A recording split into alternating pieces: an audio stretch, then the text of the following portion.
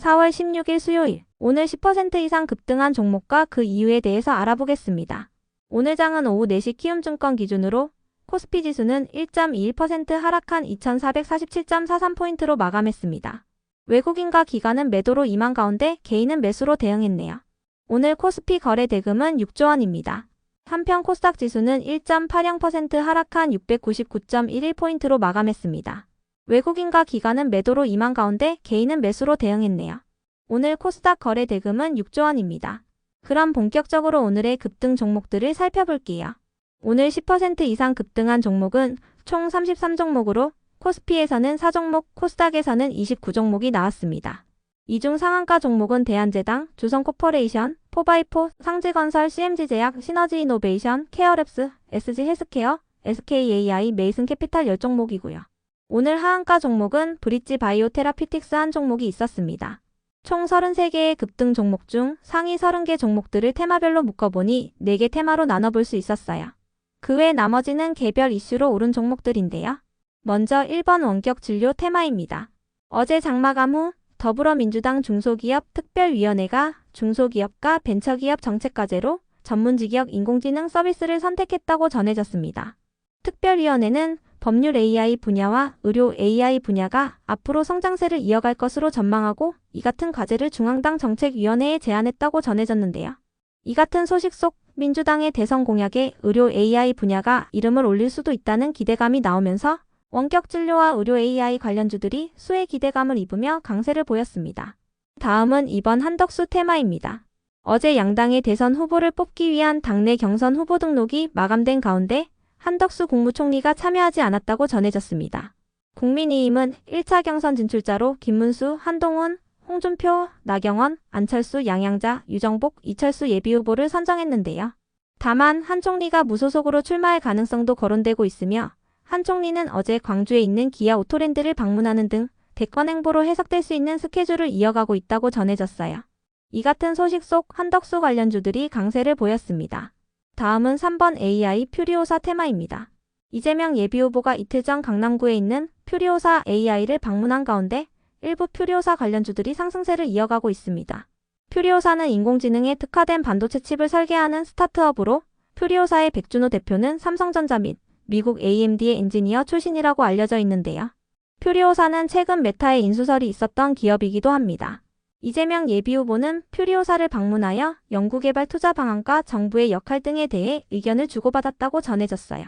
또한 퓨리오사를 방문하기 전에는 자신의 SNS를 통해 AI 투자 100조 원 시대를 열겠다고 언급하기도 했는데요.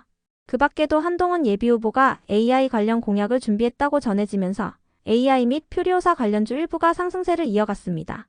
특히 퓨리오사와의 협력 이력이 있는 포바이포가 3일 연속 상한가로 마감해 주었네요. 한편 SKAI는 엔비디아와 함께 개발한 3D 인텔리전스 솔루션을 공개할 계획이라고 전해지면서 상한가로 마감해 주었네요. 올해 여름에 공개할 예정이라고 전해졌습니다. 그 밖에도 최근 주요 주주들의 지분에 대한 보호예수를 연장하기로 결정했다고 밝혔던 인스피언이 강세를 이어갔습니다. 다음은 4번 미용기기 의료기기 테마입니다.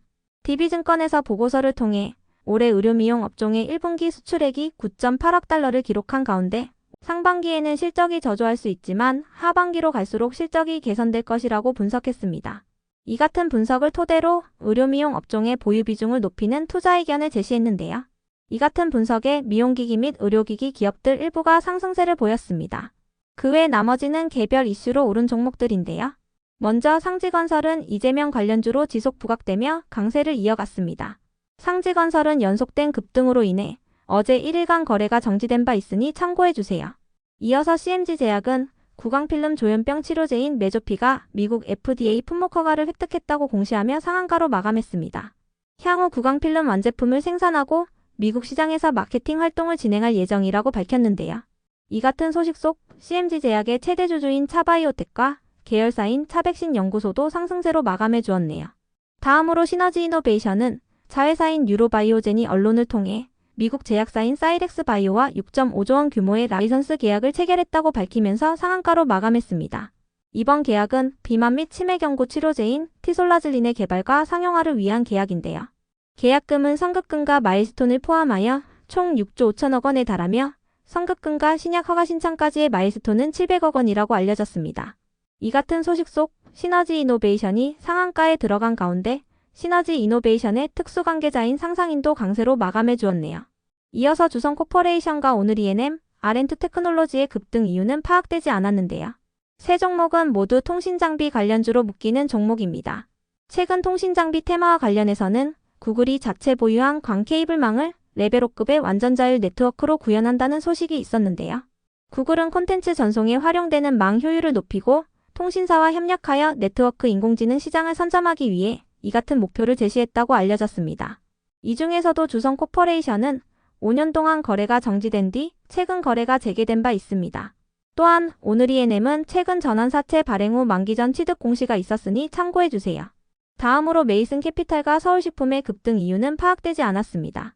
이어서 CBI는 운영자금 확보를 위해 스타디움 사모조합을 대상으로 10억 원 규모의 3자 배정 유상 증자를 결정했다고 공시하면서 강세를 보였습니다.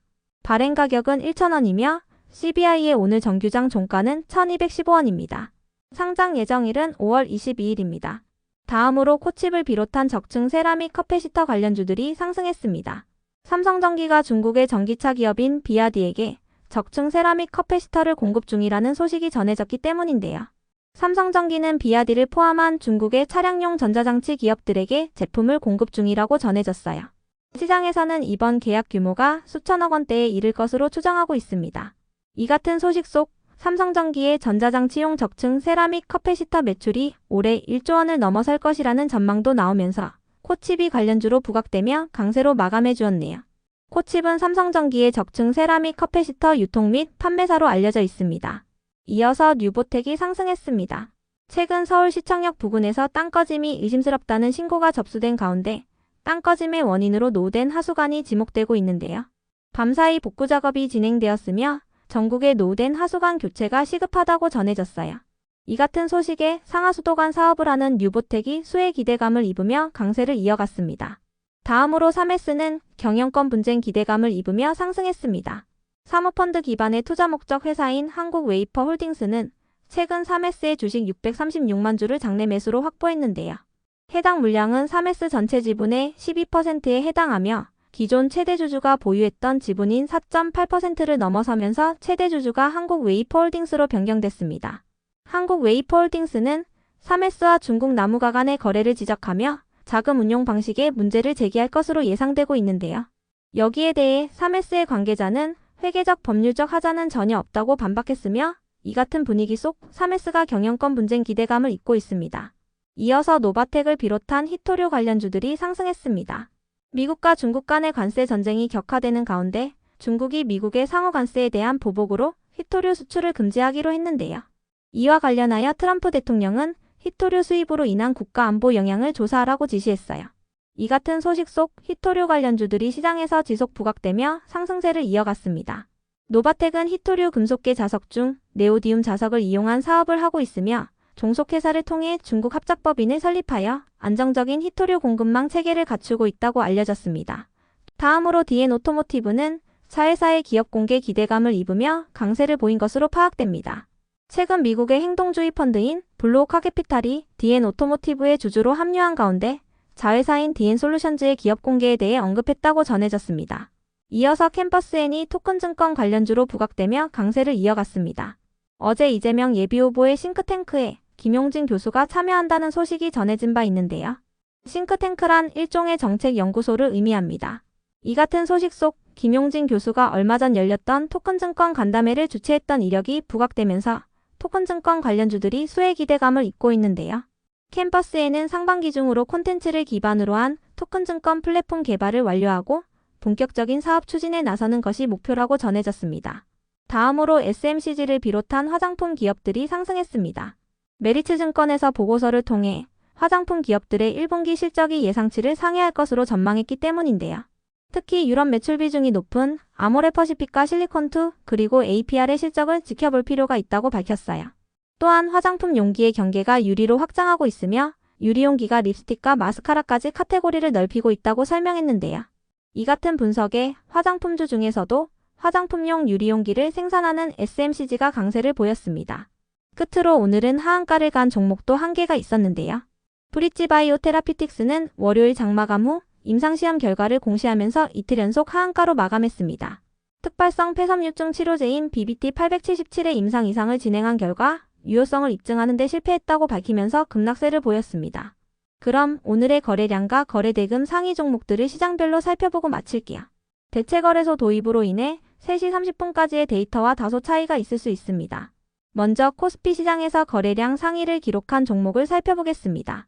1위가 동양철관, 2위는 서울식품, 3위는 대한제당, 4위는 삼성전자, 5위는 평화산업, 6위는 하이스틸, 7위는 갤럭시아 SM, 8위는 유니온, 9위는 조선코퍼레이션, 10위는 일신석재입니다. 이 중 10% 이상 상승한 종목은 서울식품, 대한제당, 조선코퍼레이션입니다. 서울식품의 급등 이유는 파악되지 않았으며 대한제당은 한덕수 관련주입니다. 조선코퍼레이션의 급등 이유는 파악되지 않았지만 통신장비 사업을 하고 있으며 최근 5년 만에 거래가 재개된 바 있습니다. 한편 코스닥 시장에서 거래량 상위를 기록한 종목은 1위가 3S, 2위는 인성정보, 3위는 메이슨캐피탈, 4위는 CMG제약, 5위는 소프트센, 6위는 DSC 인베스트먼트, 7위는 토마토시스템, 8위는 TS 인베스트먼트, 9위는 한국PIM, 10위는 스리빌리언입니다. 이 중 10% 이상 상승한 종목은 3S, 인성정보, 메이슨캐피탈, CMG제약입니다. 3S는 경영권 분쟁 기대감을 잇고 있으며 인성정보는 원격진료 관련주입니다. 메이슨캐피탈의 급등 이유는 파악되지 않았으며 CMG제약은 개별 이슈가 있었습니다. 다음으로 코스피 시장에서 거래대금 상위를 기록한 종목을 살펴보겠습니다. 1위가 삼성전자, 2위는 하이닉스, 3위는 하나오션, 4위는 동양철관, 5위는 하나에어로스페이스, 6위는 하나시스템, 7위는 한국항공우주, 8위는 현대로템, 9위는 삼성전기, 10위는 현대차입니다. 이 중 10% 이상 상승한 종목은 없었습니다. 한편 코스닥 시장에서 거래대금 상위를 기록한 종목은 1위가 한국PIM, 2위는 DSC 인베스트먼트, 3위는 ABL바이오, 4위는 신플랫폼, 5위는 상지건설, 6위는 셀바스 AI, 7위는 노바텍, 8위는 토마토시스템, 9위는 알테오젠, 10위는 포바이포입니다. 이 중 10% 이상 상승한 종목은 신플랫폼, 상지건설, 노바텍, 포바이포입니다. 신플랫폼은 민주당의 의료 AI 공약 기대감을 잇고 있으며 상지건설은 이재명 관련주입니다. 노바텍은 히토류 관련주이며 포바이포는 AI 및 퓨리오사 관련주입니다.